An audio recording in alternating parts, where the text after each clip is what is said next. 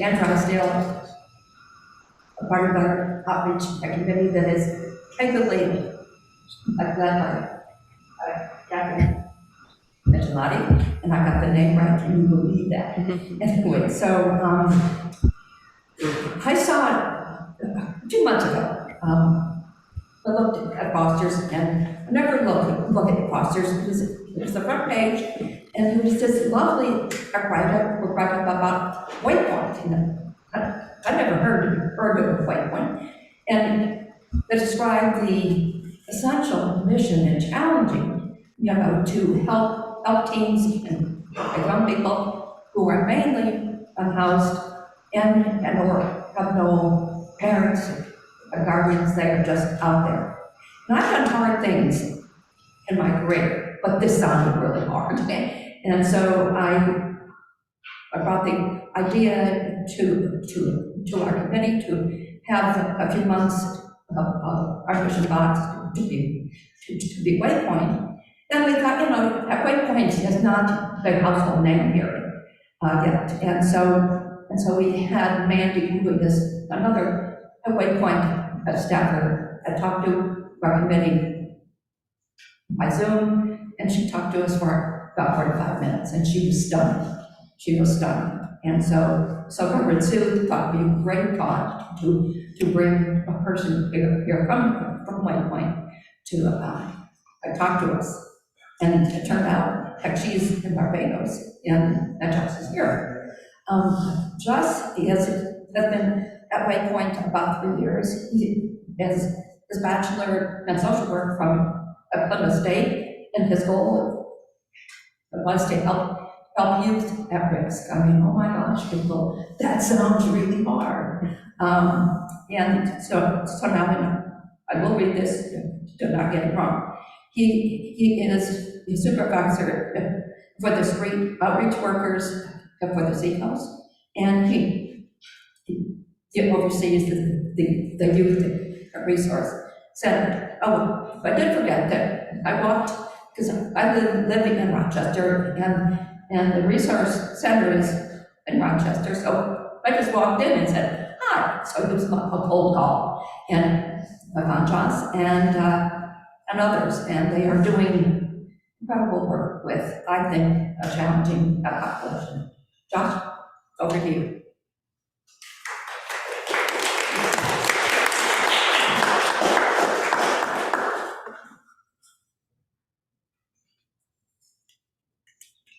Thank you, Anne, for that kind introduction. We're a little bit up today, hoping to share some with you, but I want to start by sharing how grateful I am that you all have chosen Waypoint as recipients of your collections. As I share, I'm coming from our runaway and homeless youth services. Today, I'm really hoping to take a few minutes of your time to talk about what youth and young adult homelessness looks like in our community, talk about the different supports that we offer, and how your donations and kindness will make an impact. By taking the time to meet with me today, we've taken the biggest initial step to shine a light on the young people in our community that are struggling.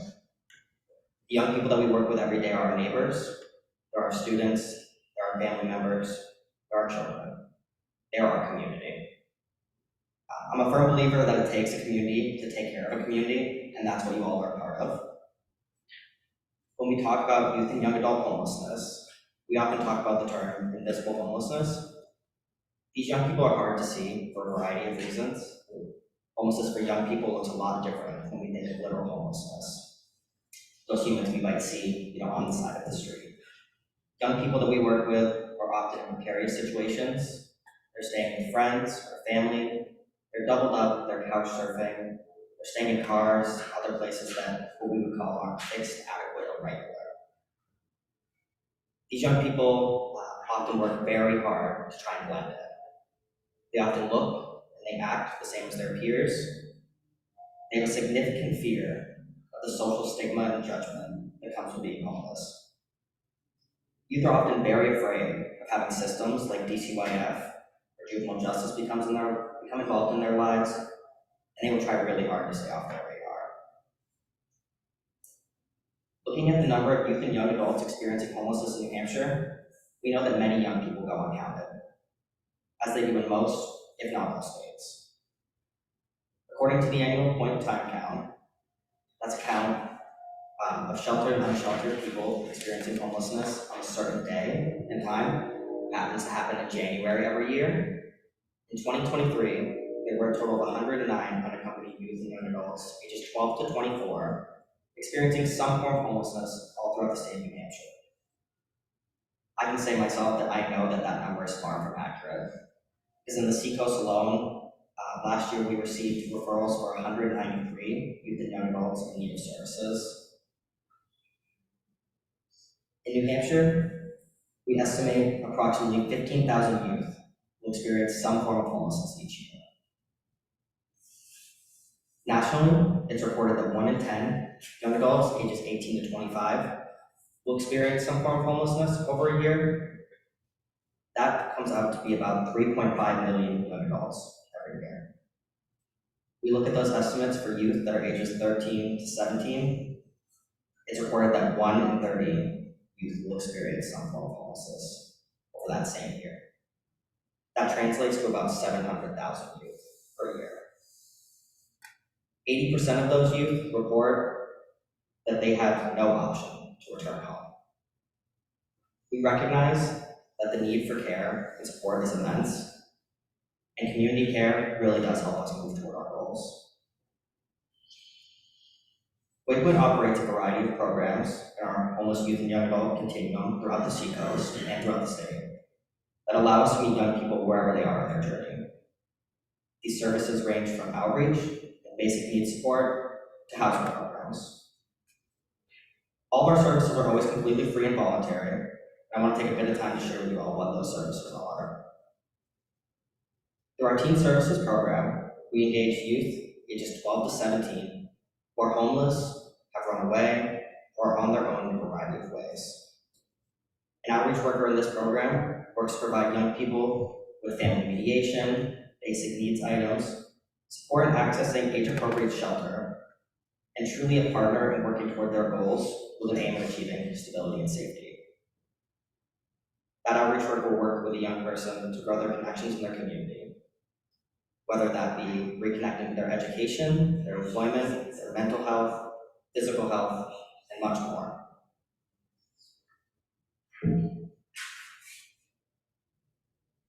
Similarly, we operate a street outreach program that works to serve young people ages 18 to 24 who are experiencing housing instability in a variety of ways. Those young people are often couch surfing, staying in shelters, living in cars, abandoned buildings, tents, or on the street. Outreach specialists work with those young adults to ensure that they have what they need not only to survive, but to begin working toward their goals. They work with young people to connect them with state benefits, education, employment, shelter, basic needs, and more. Those street outreach and teen services workers also partner to provide some boots on the ground outreach multiple times a week, with the aim of locating youth and young adults wherever they may be. That often means connection with schools, churches, visiting parks, bus and train stations, food pantries, soup kitchens, the woods, wherever we can think of that they may be. During these outreach efforts, we aim to connect young people that we may not be providing services to, check on and provide support to young people we may already know, and provide basic needs items to all housing unstable individuals in the community, regardless of their age, as well as to increase community awareness of our services and supports. Well, we've been operating some community-based services in the Seacoast for quite some time now. In October of 2022, we had the opportunity to open a youth resource center, sometimes referred to our young people as a drop-in center, in Rochester. Drop-in center is somewhere that young people within our age range can come and engage in services truly at whatever level they determine they're needing and they are ready for. While we always offer case management and a variety of services, they are free to use the center for as little or as much as they would like. At this youth resource center, young people can find a safe and accepting place to meet their basic needs. We provide resources such as showers, laundry, a food pantry, clothing, nail service, access to computers, Wi-Fi, phone, and the ability to have a warm meal or snack, and an opportunity to be out of the elements.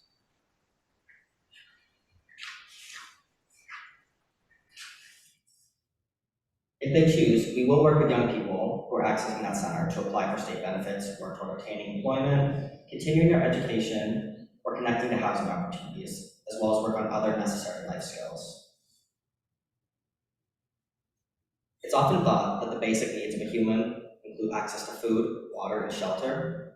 While that's certainly true, we recognize that there's also a basic human need for community, connection, and care. For this reason, we work to foster healthy peer relationships, mediate conflict, and create opportunities for community. We do that by offering a variety of pro-social activities, groups, and community events to support that need. We also operate transitional living programs for young people ages 18 to 21 throughout the state, primarily in Dover, Concord, and Manchester. In these programs, young people live in a communal setting with a few other roommates, and they all have access to their own private room, and they stay in that program for 12 to 18 months. Throughout their time in that program, the young person is expected to engage in work, or continue their education, engage in life skills groups, meet regularly with a care coordinator. While we don't ask residents to pay rent while they're in that program, we do ask them to contribute a portion of their income to a savings account with the aim at leaving the program and exiting to their own stable housing. We also operate a similar program for young people 18 to 21, specifically that are pregnant or parenting, as we know that population is highly impacted by homelessness. For young people that are experiencing literal homelessness and are at the most significant risk, we operate a rapid rehousing program. That program is intended to intervene with young people that are at a significant risk for things like human trafficking and exploitation, as well as many other factors that could result in us losing them through death on the street. This program operates from a housing first model. That means we aim to house a young person as soon as possible by placing them in their own apartment at no cost to them, with the rest to follow later. It's shown us time and time again that when young people have their most basic needs met, they are able to move toward accomplishing some truly amazing things.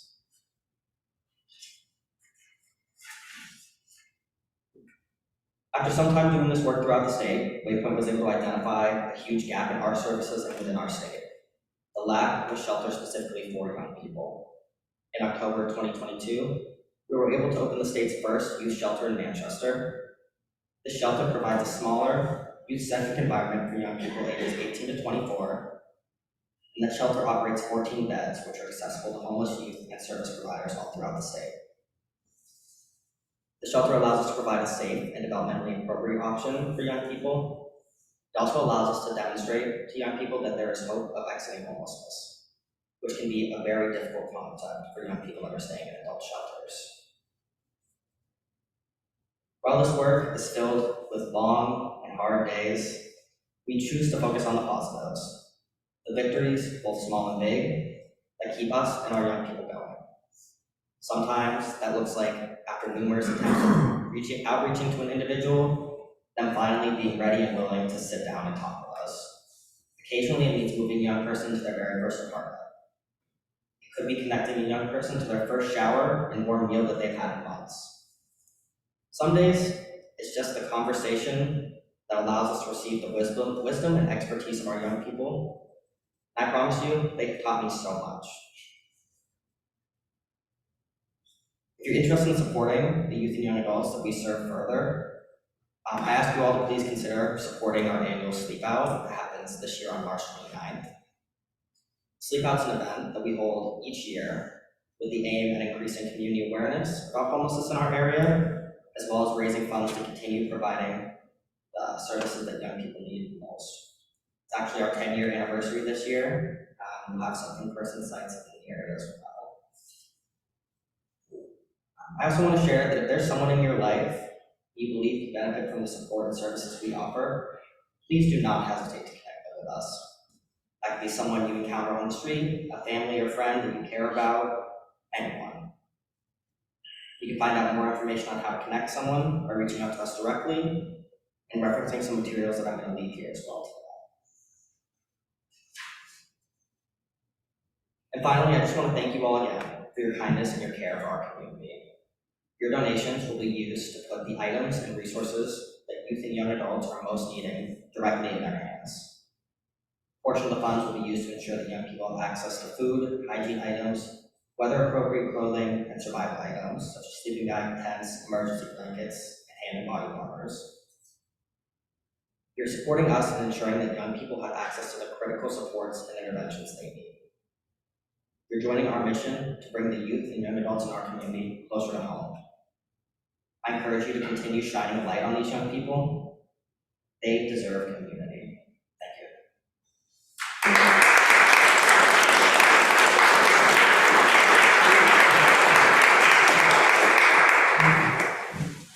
Thank you so much, Jess.